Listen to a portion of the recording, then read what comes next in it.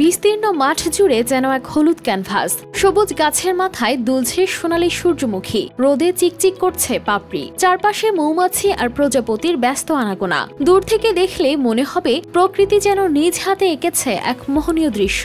আর এই সূর্যমুখীর হাসির পেছনে লুকিয়ে আছে কৃষকের স্বস্তির নিঃশ্বাস। যে ফসল একসময় শুধু শখের চাষ ছিল, সেটি আজ হয়ে উঠেছে লাভজনক সম্ভাবনার দিগন্ত।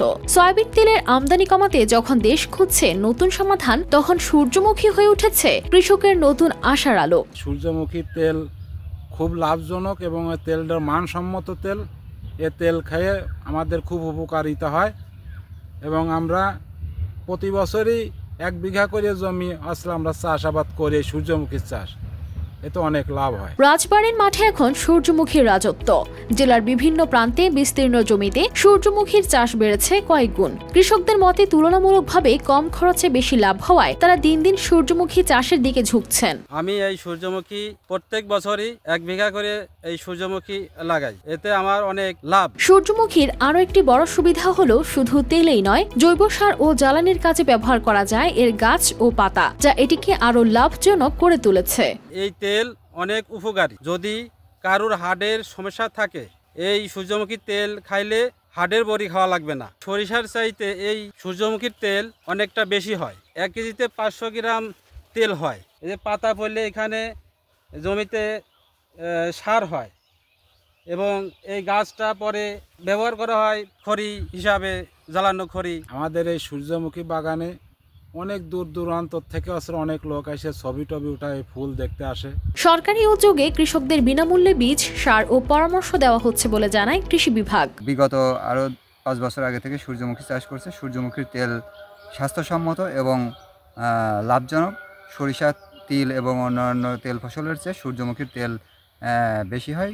কেজিতে প্রায় 500 থেকে 550 গ্রাম তেল হয়, যার জন্য কৃষকদের পছন্দ। এবং সূর্যমুখী তেলের দামও অন্যান্য তেল ফসলের তেলের দামের চেয়ে বেশি, তাই তারা সূর্যমুখী চাষে আগ্রহী হয়েছে।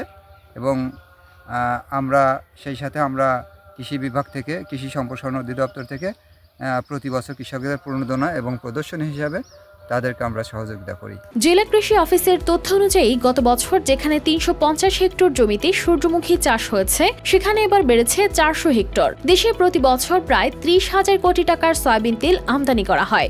এই বিপুল পরিমাণ ব্যয় কমাতে সূর্যমুখী চাষ বাড়ানোর উদ্যোগের কথা জানান এই কর্মকর্তা। পাংশা উপজেলায় এই বছর 29 হেক্টর সূর্যমুখীর আবাদ হয়েছে। সূর্যমুখী একটা অত্যন্ত চমৎকার তেল উৎপাদনকারী ফসল। এই ফসলটি আমাদের কৃষকরা দিন দিন তাদের আবাদ বৃদ্ধি করছে। আমরা কৃষকদেরকে বিভিন্নভাবে সম্প্রসারণমূলক এবং মোটিভেশনালমূলক কার্যক্রম করছি, যাতে তারা এই অত্যন্ত দামি এই তেল উৎপাদনকারী ফসলটা তারা উৎপাদন করে এবং এটি অত্যন্ত স্বাস্থ্যের জন্য ভালো। এবং আমরা তেলে যেন স্বনির্ভর হতে পারি, বাংলাদেশ সরকারেরও নির্দেশনা রয়েছে, আমরা সেই অনুযায়ী কাজ করছি।